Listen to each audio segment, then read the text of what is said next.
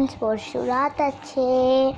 তো আমি আজকে একটা ড্রয়িং করেছি, তাই দেখাবো তোমাদেরকে। দেখো ড্রয়িংটা, এটা হচ্ছে আমার জগন্নাথের ড্রয়িং।